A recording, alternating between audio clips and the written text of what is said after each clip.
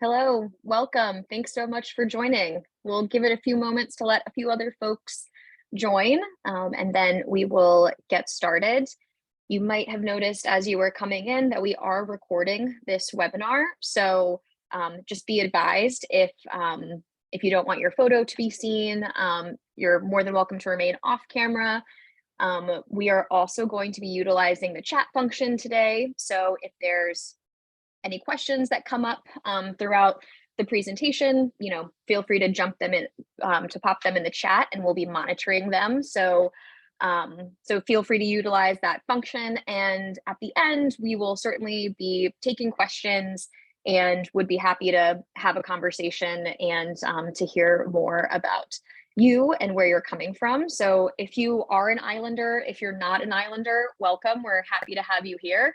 Maybe as folks start trickling in, if you want to put your name, where you're calling in from today into the chat, we'd love to get a sense of where folks are around the world, around the US. And again, we're happy that you are joining us today.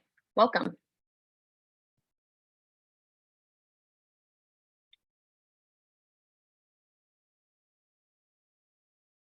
Hello from Guam. We are all thinking about you in Guam. A few of our network members are located in Guam, so we're thinking about you, hoping that you all are well. So sending our thoughts over to you all and hoping that you all are having a quick recovery process. Thank you very much. Yeah, you're welcome. We'd really like to have the power and water back. So we have about 3/4 of the people have only one or the other or neither, right? So. Okay. All right. Well, that fits in very well with Climate Strong Islands Network and our priorities for disaster preparedness. So, yeah, so I'd be curious as to your thoughts. That's definitely one of our big initiatives that we're hoping to put forward, and to make sure that, islands are most prepared for the next disaster. So thanks for being here, Tom. Glad that your internet's out and hopefully you have either one or the other, water or electricity right now. I'm lucky that way, yeah. Okay, phew. Hi, Mickey, welcome. Hi, good afternoon or evening or morning, wherever you are. All over. All right, I think I'll give it one more minute, but I'm going to start sharing my screen. So we are going to be using slides. But again, those of you who just joined us, please feel free to utilize the chat. Our network facilitator, Liz OKK Von Batten, is going to be monitoring the chat, and we'll let Aaron and I know if there's any questions in there. So I think maybe before we start, maybe Aaron and I can kind of introduce ourselves, and then we'll put the slides up. Aaron, does that sound like a good plan to you? Yep, that sounds great.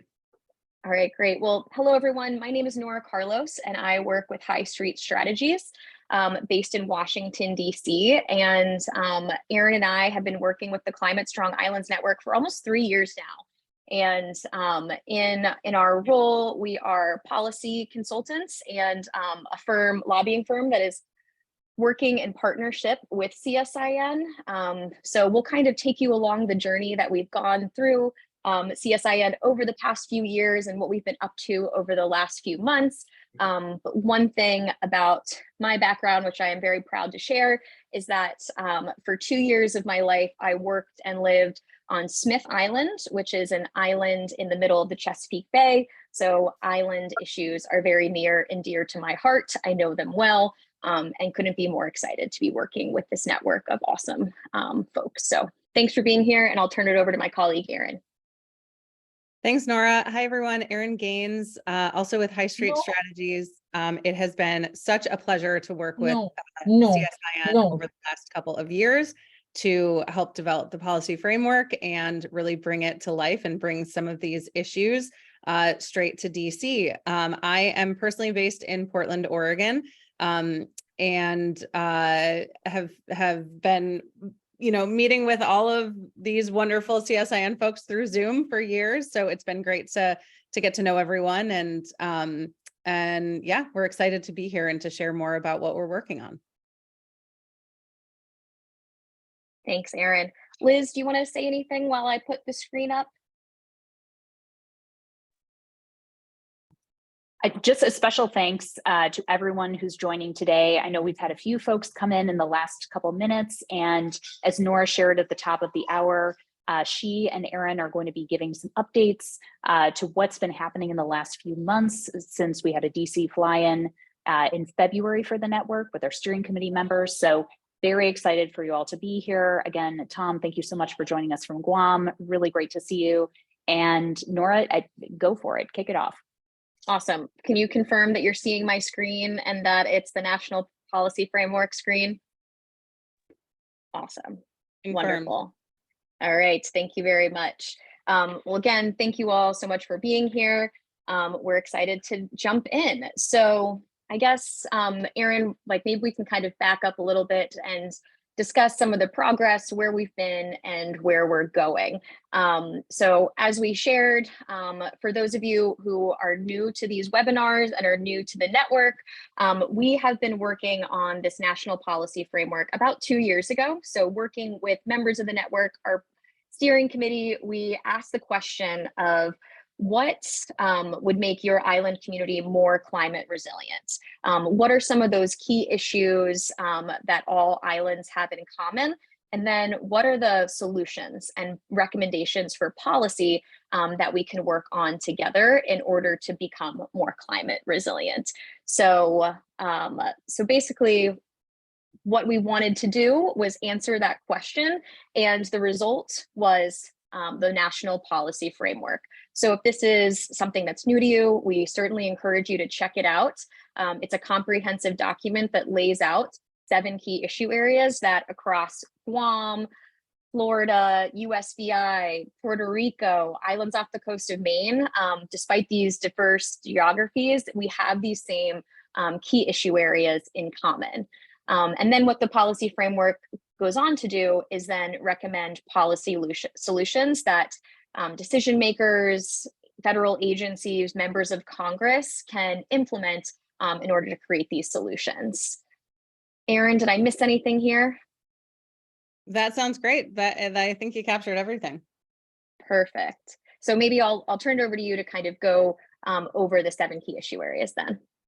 Great. Yeah. So as Nora mentioned, we worked through just, you know, stories and recommendations from the network about what issues were really impacting them and their communities. And out of all of the stories that we heard, it really came down to these 7, what we're calling key issue areas that are sort of the categories of issues that islands are facing. So that's clean energy, watershed planning, food security, disaster preparedness, marine economy, waste management, and transportation.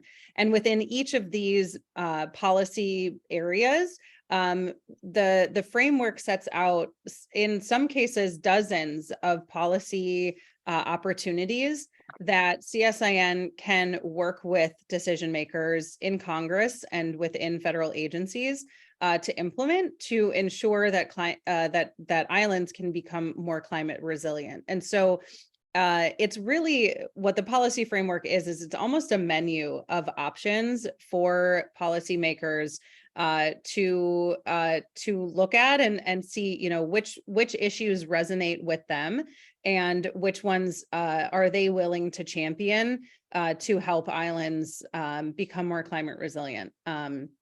So each of these issues is obviously very unique and will have different champions across Congress and within federal agencies. And so because the framework is so robust and so in depth, there's a lot of opportunity in a lot of different areas to make an impact.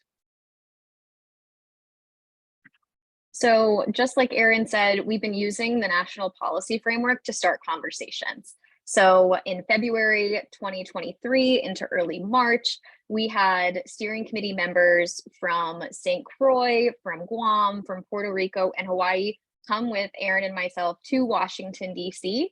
And advocate for some of the policies that we had outlined in our National Policy Framework. So we had 3 days of meetings in Capitol Hill, meeting with various members of Congress, congressional staff, as well as some of our federal agencies like the Department of Interior and with NOAA. So it was a whirlwind of a few days walking around the Hill, but it was so crucial and important that we had islanders in DC telling their stories and letting folks know that, you know, there were important issues that needed addressing and that we were equipped with some of the recommendations and solutions to implement these policies. So as you know, it's the 118th Congress, and we're about 5 months into this process. So we thought that Erin and I would kind of go through a little bit of the lay of the land and how our fly-in kind of tees up and is connected to what's going on in Congress and what we're doing in order to implement some of these policies this session. Yeah, so it was a really exciting time to be going to DC because it was, you know, the beginning of the 118th Congress. And there's lots of opportunity at the beginning of a Congress, as well as the beginning of the year with appropriations. And there's a lot of, you know, bright-eyed and bushy-tailed new members of Congress ready to go and to start taking on issues. And so it was a really great opportunity for CSIN to get in there. And we use the fly-ins for a couple of reasons. One being policy asks. You know, we want to help CSIN go to DC, get in front of the policymakers that can have an influence and make asks and tell them your stories and help them see why it's important for them to champion these policies to help islands become more climate resilient. We also use these fly-ins as an opportunity to build relationships and to help members of Congress and the administration put faces to stories and to policies and to help them see that CSIN is not just an advocacy network, but it's also a network of experts who are on the ground and who understand how things like natural disasters are impacting their communities. And so being available to members of Congress as a resource is also really important when it comes to building relationships and getting policy implemented. So a few of just to kind of give an overall state of play in the 118th Congress, like Nora said, we are, you know, almost 6 months into so we're about a quarter of the way done with the 118th Congress.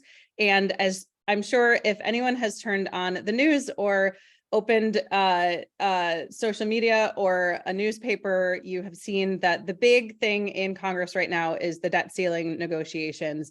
It's sucking the air out of DC a little bit, but the I guess good or bad news is the deadline's coming up very fast, which means that once we're over this hurdle of the debt ceiling, there will be a lot more opportunity to get in there and work on policy that's kind of unrelated to what they're working on with the debt ceiling.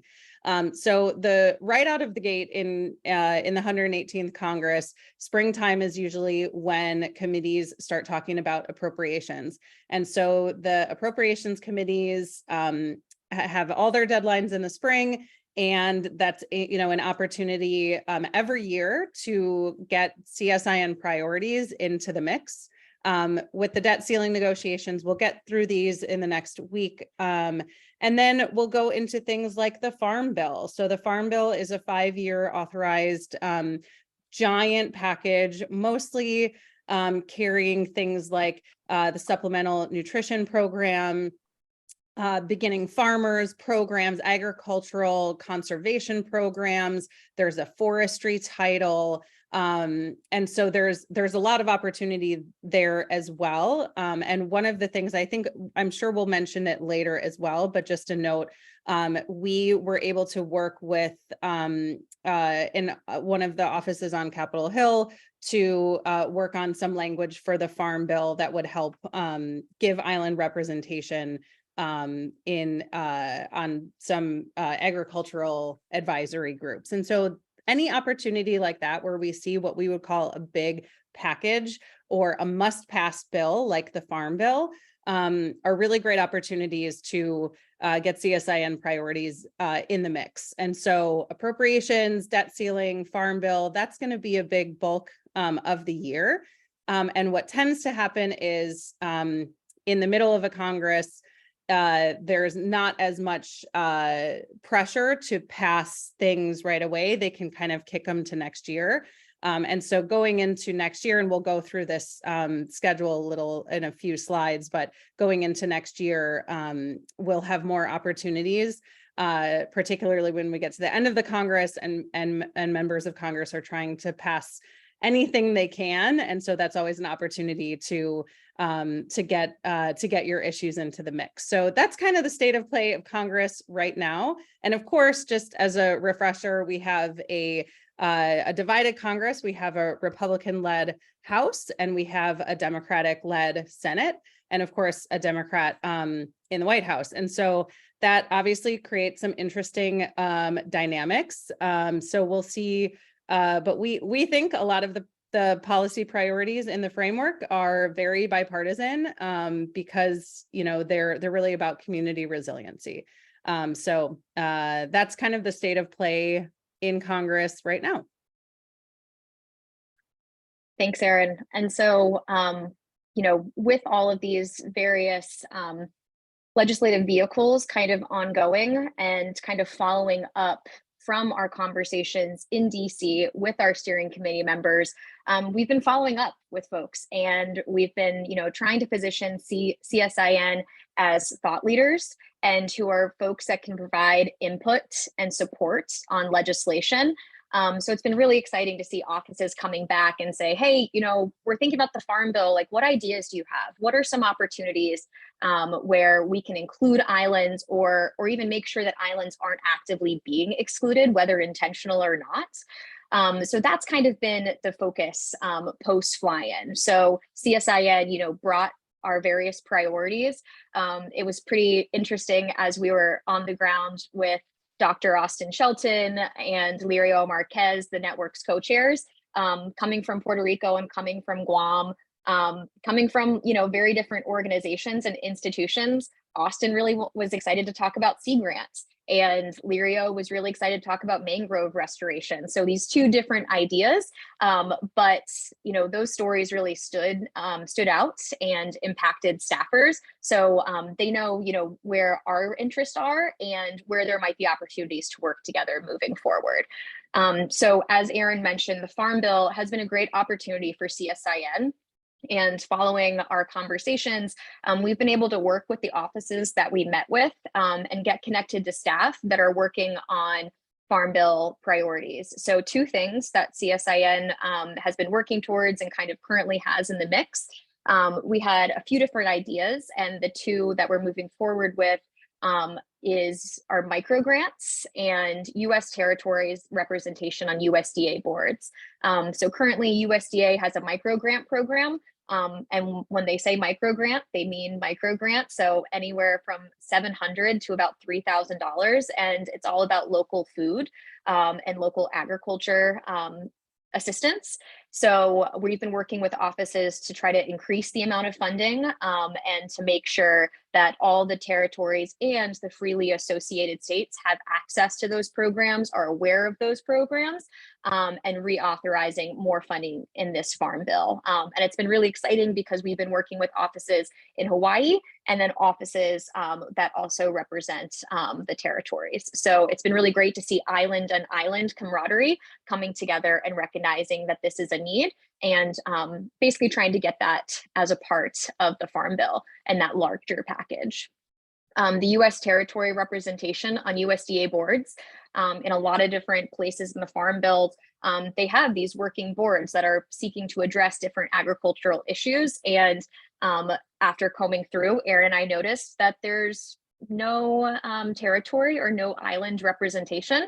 And as you all probably know, agriculture on a small island looks a lot different than maybe a farm in Iowa or in the Midwest. So, what are those unique needs that island farming communities have? They're probably smaller scale, locally based. So really trying to make sure that that voice and that perspective is elevated within USDA. So That's another smaller standalone bill that we're hoping to attach to the larger farm bill, and are just two examples of how we're kind of looking at legislation as it comes in and kind of combing through it with an island lens and looking for opportunities to add island priorities and to actively ensure that islands aren't being excluded as well.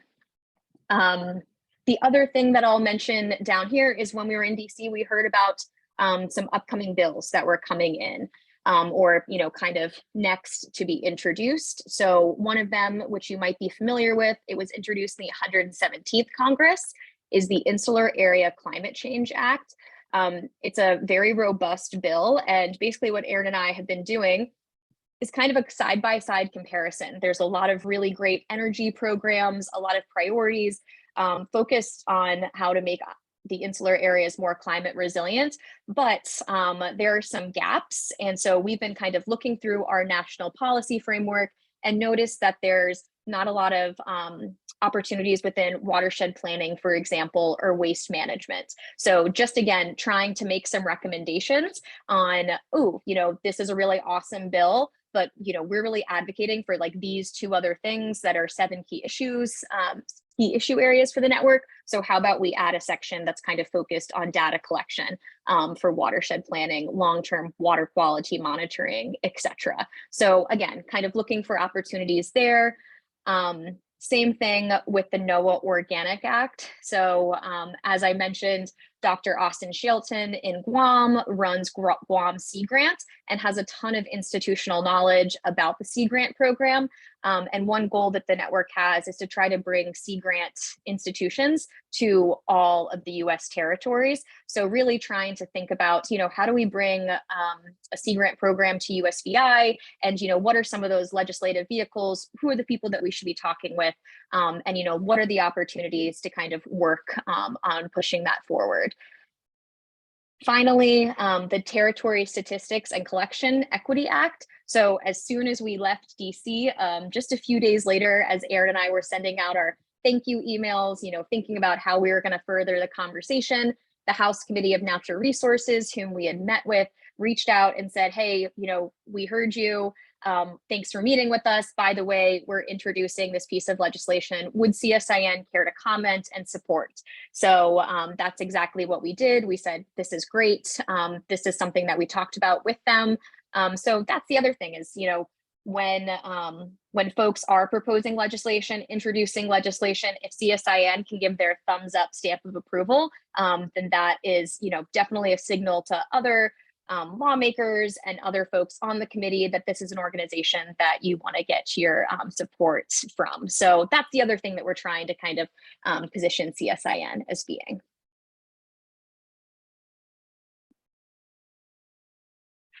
Great. So Next.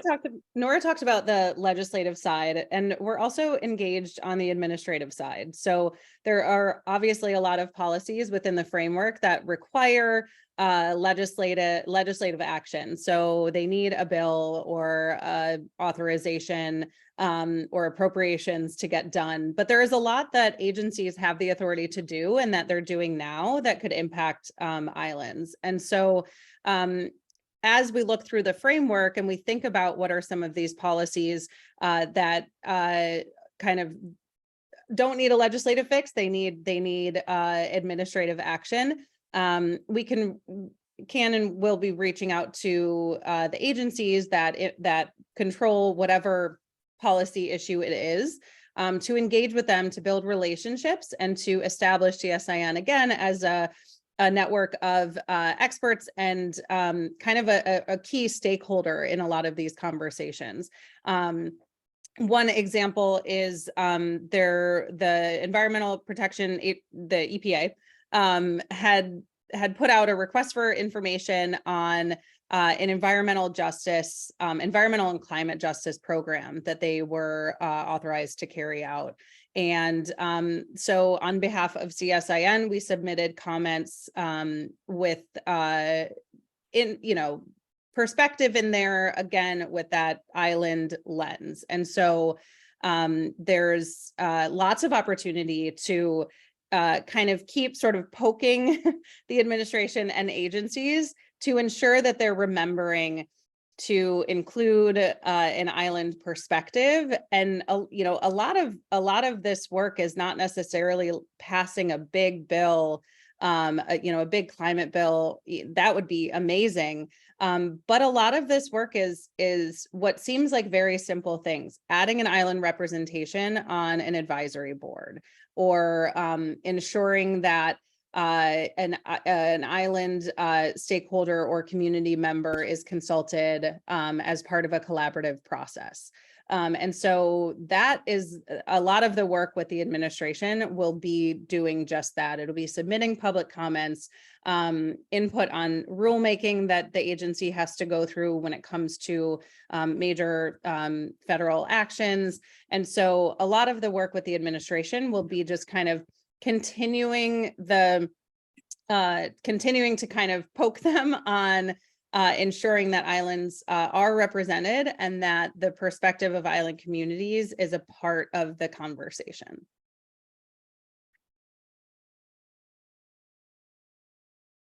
So just kind of thinking through who we met with and, you know, like who are some of the folks that we're continuing conversations with. And just so you all can kind of get a sense of who represents islands. And as Erin said, these efforts are bipartisan. So we're actively, you know, working with folks across the aisle and working with folks to make sure that, you know, we have a Republican and a Democrat signed on to the things that we're working on.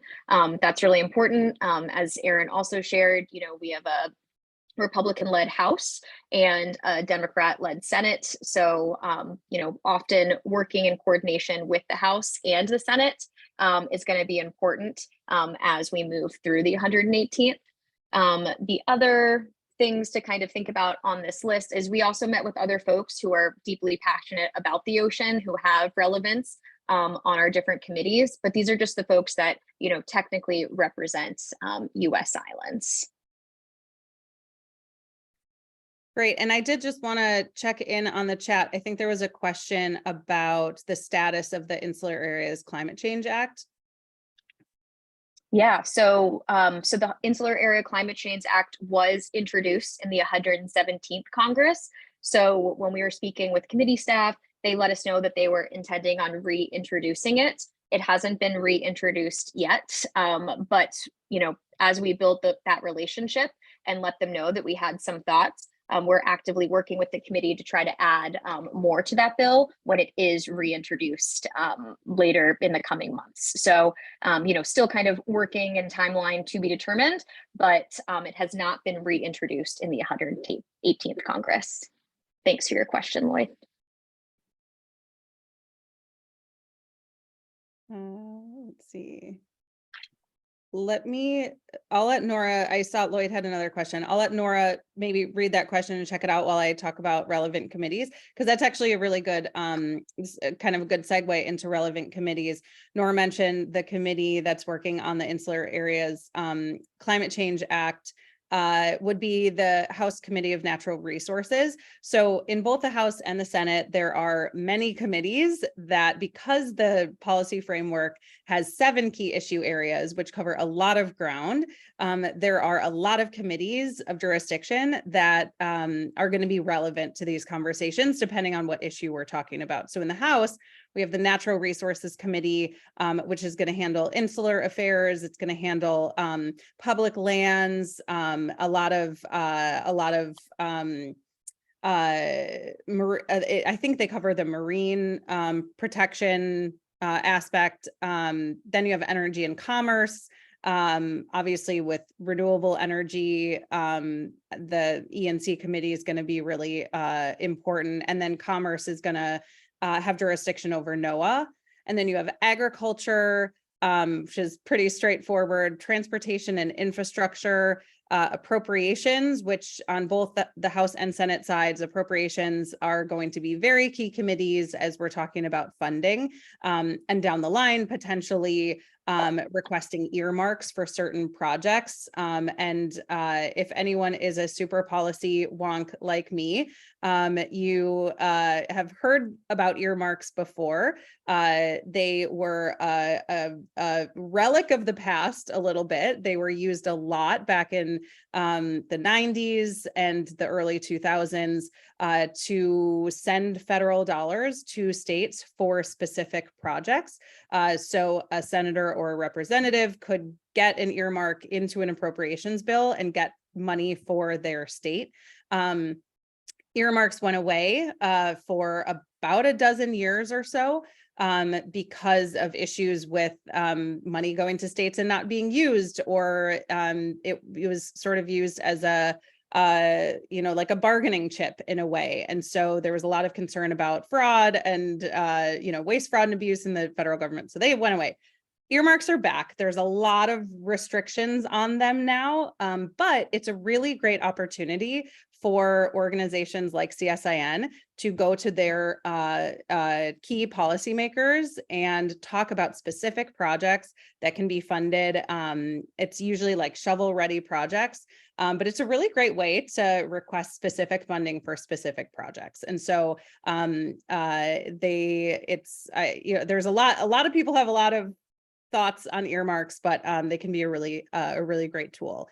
And then just rounding out on the House side, we have Homeland Security, and which is obviously going to control jurisdiction over FEMA and disaster preparedness, and then science, space, and technology. And then on the Senate side, we have energy and natural resources, environment and public works, agriculture, nutrition, and forestry, appropriations, commerce, science, and transportation, and homeland security and government affairs. So the House and Senate committees don't line up exactly. And one other sort of wonky nuance to legislation is that in the Senate, when a bill is introduced, it is referred to one committee, the committee that the parliamentarian, who's sort of like the keeper of the rules, the decider of things, decides whichever committee is going to be, has sort of the dominant jurisdiction in a bill. In the House, bills can be referred to multiple committees. So it's really important for us to work with CSIN to build relationships on a lot of, on all of these committees to ensure that we have really good access and kind of friends and good partnerships with members and staff on all of these committees to ensure that, like Nora said, with the Insular Areas Climate Change Act, we can call them and say, hey, is this bill going to get reintroduced? CSIN is interested. And so there's this list just represents a lot of really great opportunities for building relationships. Thanks, Erin. And just looking at some of the questions in the chats, like happy to continue the discussion. We're almost through our slides, so happy to open it up. But both Lloyd and Matt, you raised good questions. So, Erin and I are always kind of scanning and like combing through relevant news. So, the Obama administration seeing, if there's any reports that are coming out. You might be aware that recently there was the Ocean Action Climate Plan. And, a lot of the initiatives that various agencies are taking on are related to climate equity and justice initiatives and how they can incorporate that into rulemaking, into existing rules, and how we're really thinking about underserved communities.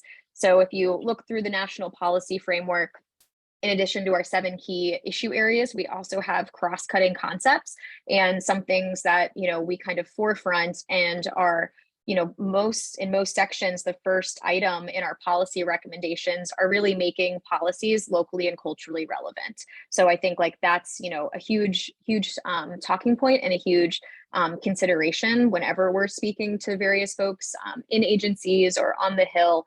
Just that, that's really what we're looking for when we're thinking about implementing policy solutions. So that's something that we're always kind of being aware of, looking at finding opportunities to provide the island perspective, and whether that's, public comments, kind of alignments in, this agency, NOAA, for example, has really demonstrated a commitment to climate equity and justice. So, let's Congress work with you to ensure that these policies are kind of matching up and that we're keeping agencies accountable and to their words. So Lloyd, happy to look into NCA 5, which is the National Climate Assessment. I don't think we specifically commented on that in the past, but as a network, we're always looking for opportunities to provide comments and to engage. So would be happy to think about that and discuss further.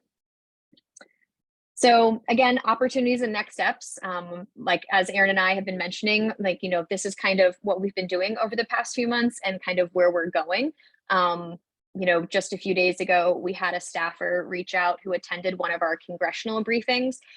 So over the past few months, we've been meeting with various committees that Erin just outlines to let them know who CSIN is, what are those policy recommendations, and what are those 7 key issue areas. And so it's been exciting to see staffers reach back out and say, hey, it's been a minute, but I remember the presentation. Would love to work with you all on watershed planning and food security. That's a huge priority of our boss. So always looking for new opportunities to brief, be it a committee, be it just agency staff, or even an office on who CSIN is and where we can find some common ground and work together. So those are some of the things that we're going to continue to work on.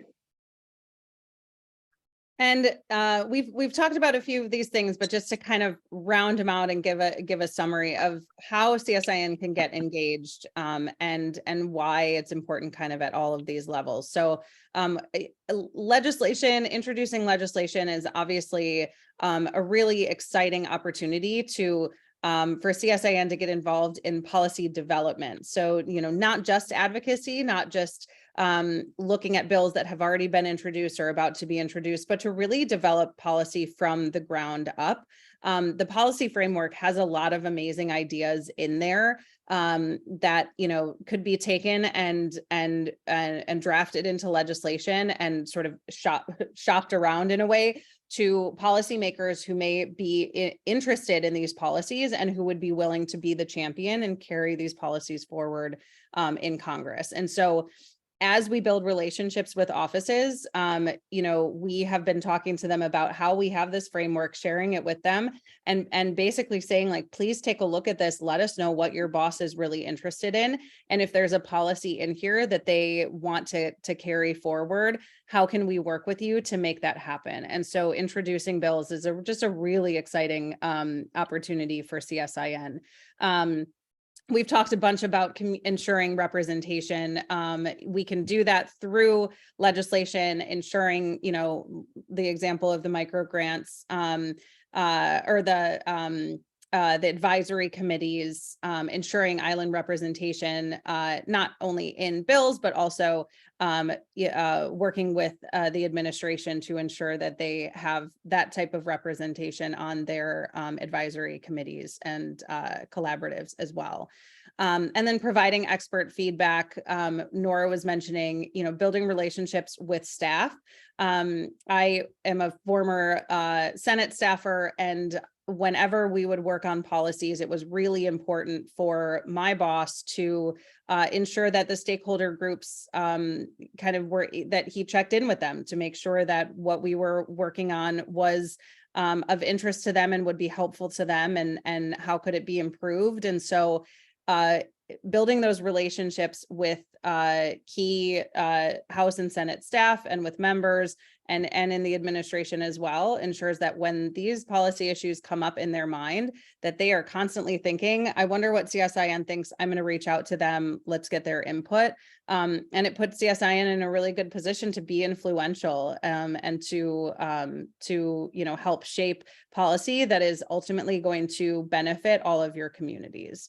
And then publicly supporting policies, like Nora mentioned, if we have opportunities to have CSIN submit a quote of support, or even, in the future, provide public testimony at a hearing. There's really cool opportunities there to not only elevate sort of the people's knowledge of CSIN and what you're working on, but to ensure that CSIN is kind of seen as a leader and given the opportunity to be kind of public in its support of policies. So those are all the ways that we are helping to get CSIN engaged in the policy space. Yeah, and so looking forward throughout the rest of the 118th. So here's kind of what's going on in terms of the congressional calendar and, like what we're thinking about for the future. So again, like Erin said, just kind of continuing to find those opportunities and to work with staff, continue to find ways to introduce more folks to CSIN and to provide more briefings to think about how we can just keep these issues to the top of mind. You know, for example, the typhoon that just hit Guam, you know, unfortunately, that really highlights the need for disaster preparedness. And so it's also, you know, whatever's coming up in a timely manner and how, all right, that's going to kind of be what we're talking about over the next few weeks and months to make sure as hurricane season is coming along, that's going to be, you know, kind of top of mind for legislators, for members of Congress, and also us as we're moving forward. And then also we want to do this again, right? So our fly-in was super successful. It really helped to establish these relationships, to put faces with names, and to get some of these island stories out there. So, you know, that's something that we're looking forward to doing again. And hopefully we'll have more information, because we'd love to get even more of you in DC advocating. I was seeing in the chat, you know, opportunities for colleges to come along. And, you know, I think that's such a great idea. I know, you know, when we were with Dr. Austin Shelton, we met Congressman Moyler just to, you know, introduce each other and to make sure that, you know, University of Guam and CSIN were at the top of his mind. So we'd welcome, you know, suggestions and opportunities that way too. Wonderful. And I wanted just to note Lloyd's question about sort of the relationship between CSIN and GLISPA and High Street. So maybe I can talk about High Street's role, and then Liz, if you want to talk about the relationship between CSIN and GLISPA and just sort of like the whole kind of how everything is working together. But so High Street was hired by CSIN and through the Ocean Foundation to help bring CSIN's policy priorities and strategy to decision makers in Washington, DC. And so we are, you know, my role, Nora's role, High Street's role is to really bring these policies to life and find ways to engage with decision makers in DC. And I think there was a question earlier about whether or not there was work outside of DC, like in sort of in island communities and through, I think it was, the question was island leaders. So we have been focused on federal policy. The policy framework is specific to federal policy. But of course, you know, some of our primary targets are the delegates from US territories, and then representatives and senators from states with islands. So Susan Collins from Maine, who has a lot of islands, obviously, in her state. So High Street's role is to really help CSIN advocate for its priorities, and we helped develop the policy framework to kind of bring these things to life. Yeah, thank you, Erin. And Lloyd, great question about the relationship between Climate Strong Islands Network, and of course, for those who are not as familiar with GLISPA, is the acronym, the Global Island Partnership, which is really our sister organization at a global level. They have been around 15 plus years. CSIN, of course, just serving the interests of US islands, but obviously a partner to the global island community. We've been around for 3 years officially.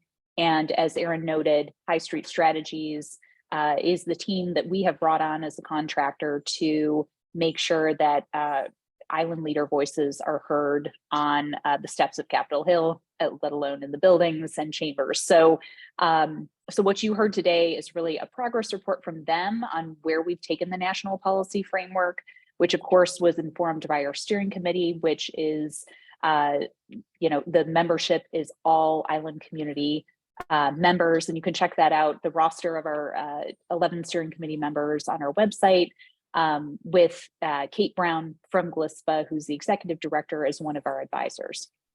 So I think where we're going to keep heading, and I see your hand up, Lloyd, we're going to go into a Q&A in a minute, but before we do, something to keep in mind is that you know, this is one of a couple webinars that we'll be doing this year. This one happens to focus on policy and how you can best get involved, especially through our policy subcommittee.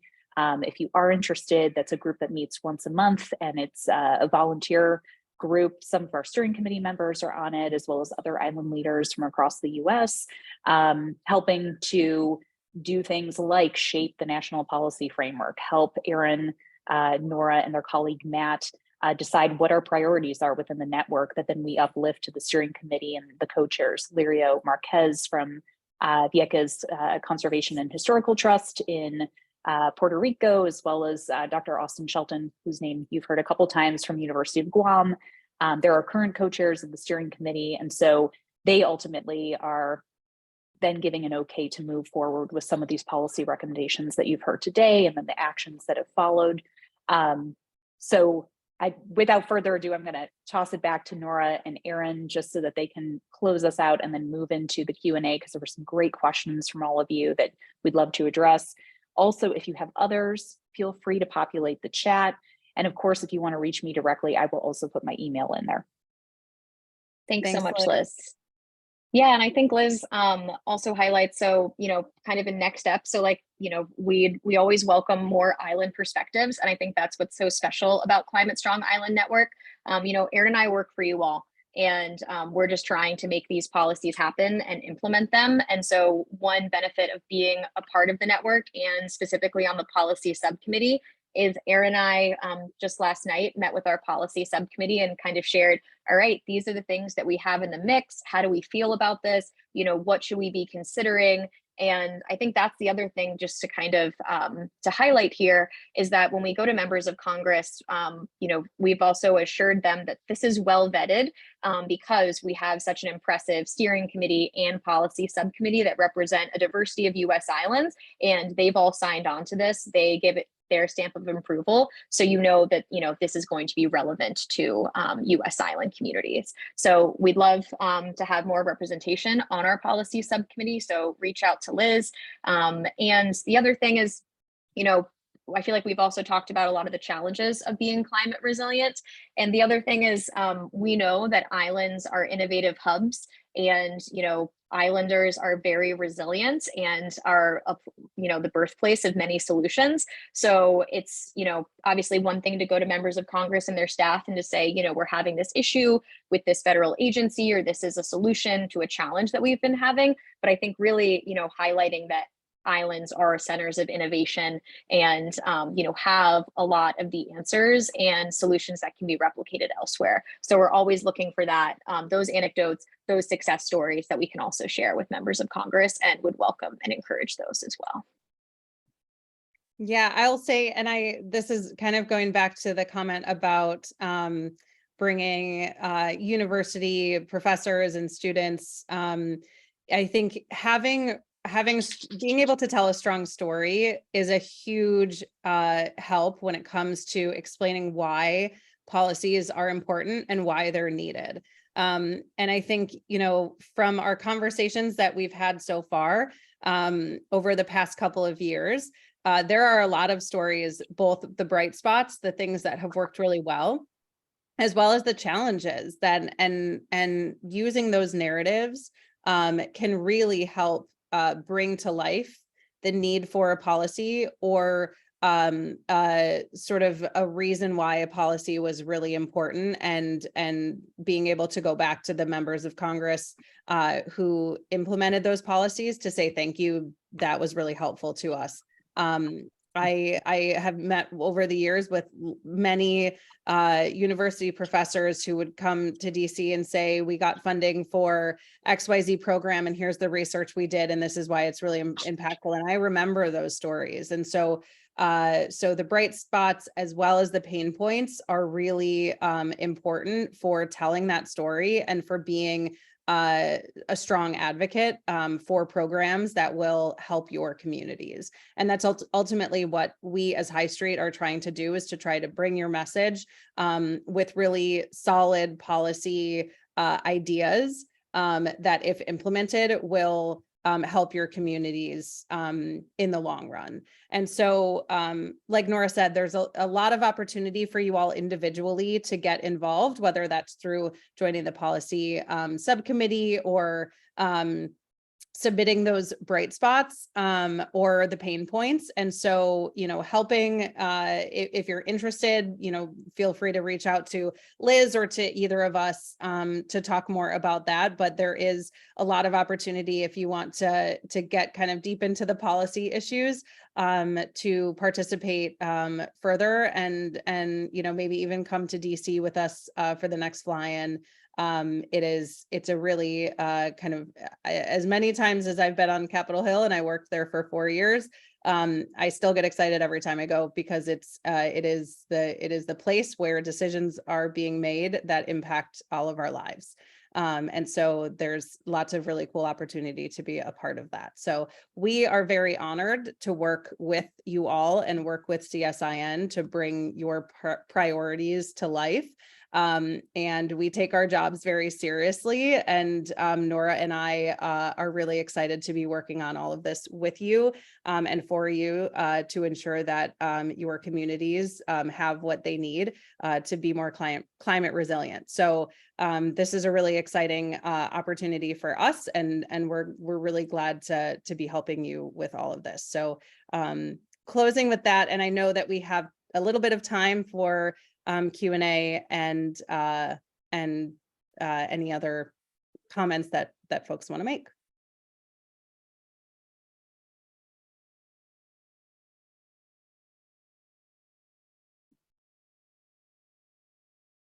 Yeah, Lloyd, I know your hand was raised. Did we answer your question, or is there anything else we can chat about for you? Just to raise some things for both the CSIN and for the ISV strategies group and for whomever else. It goes back to the first question I asked and one later on in terms of the policies and where they were aimed at. And let me start on the back end of it in terms of NCA 5, so that you don't waste any of your time trying to track that. That process is almost closed out. That's not going back to the public. And they're trying to wrap that up now. But one of the issues raised by the authors, well, a little bit, we tried to get more island issues, from the Caribbean side across the entire nation, and it just didn't work. So we had asked a number of individuals and institutions to try to get their people they were working with, or their authors, if you're in a state with an island off the coast, or if you're on the Hawaii side, the Pacific side, if you would actually try to raise island issues, the profile of island issues in your regional reports. We also looked at the national chapters and asked authors if they would be willing to do that. It didn't happen, but at the very end, I think on the government side, the last set of technical reviews, they asked the authors to try to the extent possible, sort of raise island issues within the different either national chapters or regional chapters. I have no idea how that went or how it's going to go. I wasn't in the meeting in DC in April when that happened, but I know that, so that's why I raised the issue whether or not the CSIN or IC structures actually had tried to influence that process, because that is a congressionally mandated assessment that takes place every 4 years. And it seems as if if we're talking about attempting to integrate a number of these issues across themes, as opposed to being thematic interventions, that this would be a good place because it's a congressionally mandated report. And so going forward, that might be something for the entire network, for GLISPA, for whoever, to think about in terms of these sort of larger issues, how it's done. So that's one. The second is, so as I said, don't waste your time on that. That's done. That process is just about wrapped up. But back to my very first question in terms of who is this policy framework aimed at? And I think you answered that adequately. But we have known for quite some time, we meaning everybody who works in this business, certainly on islands, I think globally is not specific to islands, that a number of these issues are related to policy and governance arrangements. And one of the things that came out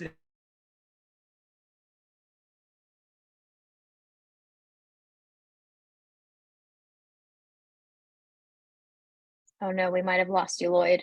If you're still with us, in this we can't hear you. national there you go. of federal policy. So yes, Oh, sorry. Hello? No, we got you now. I think we Oh, started to okay. hear that some of the issues were like local governance, and then you cut out for a moment. Okay, sorry. The alignment of sort of federal policy and local policies, I think, helps with some of these things.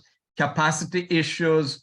So it is not just about mobilizing financial resources from Congress or from the central government, but also about how these things align and the capacity to access resources or to do certain kinds of things. But certainly the policy-making process at the island level makes a huge difference in all of this. And it seems as if your framework is targeting Congress, which is fine. But it seems as if not for high-speed strategies because you're operating in DC, but maybe for the network itself in terms of mobilizing through committees or through whatever mechanism, how they deal with policy and advocacy at the island level. So this is not for you, Nora and Erin. You both did a great job. It's just talking about the network itself. No, sorry. No, that's okay. And that's really fair. And so in the policy framework, we do have 3 cross-cutting concepts, and they're representation, development of island capacity, and access to information and technology. And those themes that you just mentioned came up so often that, like, I think what we tried to do was just kind of preface that those are 3 of the biggest issues that US Island face, and that they're, integrated and woven throughout the key issue areas. And so you're absolutely right. It's not just about driving federal funds, but it's also about, local governments capacity, keeping islanders on islands, and how do we do that? So I appreciate that comment, and I think that's something for us to consider and to noodle on, and something that we'll kind of keep thinking about. So appreciate it. Yeah, and there's obviously a lot of work that can be done, spanning from local community government, local communities to territory governments, to state governments for islands off of states, to the federal government. There are policy opportunities at every level, and so for our role with federal policy, even just building these relationships, with members of Congress, they have relationships with their states and their home districts, and with decision makers on the ground. And so by bringing these issues to them, that may open up opportunities that they see where it's maybe not a federal issue, and so they can either put CSIN in touch with the folks on the ground who would be the ones to talk to about that issue if it's not federal, or maybe it's something that they want to refer to their local, whether it's governor or whoever it might be. So I think building relationships in the federal policy realm can also help with identifying, where are there non-federal policies and how can CSIN get involved there. So it's kind of all, there's a lot of opportunities in all of those spaces. Sounds good. Thanks. Yeah.